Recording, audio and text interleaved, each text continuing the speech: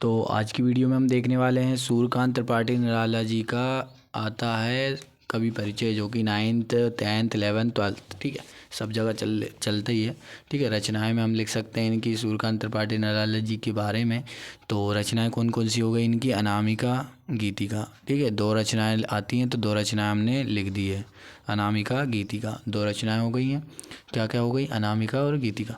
फिर आता है भाव पक्ष। तो भाव पक्ष में हम क्या लिख सकते हैं? भाव पक्ष में हम पॉइंट बनाएंगे प्रेम और सौंदर्य का।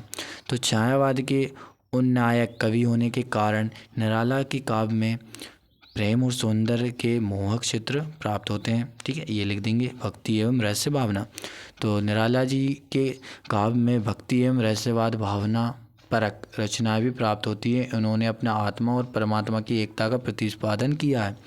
फिर आता है प्रकृति चित्रण। इन्होंने प्रकृति चित्रण एवं अत्यंत मधुर और सजीव किया है। फिर आता है राष्ट्रीयता। निराला जी ने काव्य का देश और प्रेम और राष्ट्रीयता की भावनाओं को ओतप्रोत किया है। प्रकृतिवादी दृष्टिकोण। छायावाद का कवि होते हुए भी निराला जी को प्रकृतिवाद का भी प्रथम कवि माना जाता है। ठीक है, तो ये हो गया इनका भाव पक्ष। अब आता है कला पक्ष। कला पक्ष में हम देखेंगे, क्या देखेंगे? कला पक्ष में भाषा देखते हैं। तो भाषा देखेंगे, इनकी भाषा सरल सहज खड़ी बोली है। इन्होंने अपनी भाषाओं में उर्दू, फारसी, बंगला, है ना, आदि कुछ भाषाओं का उपयोग किया है। इन्होंने कहीं कहीं तत्सम तद्भव देसी विदेशी शब्दों का उपयोग किया है। इनका रस लिख देंगे हम। ठीक है, रस लिख देंगे तो रस में क्या जाएगा? वीर रस, भाषा रस। छंद में जाएगा इसका मुक्तक छंद। अलंकार में इनके आ जाएंगे मानवीकरण अलंकार, उपमा, उत्प्रेक्षा, रूपक, उत्पुनरुक्ति अलंकार।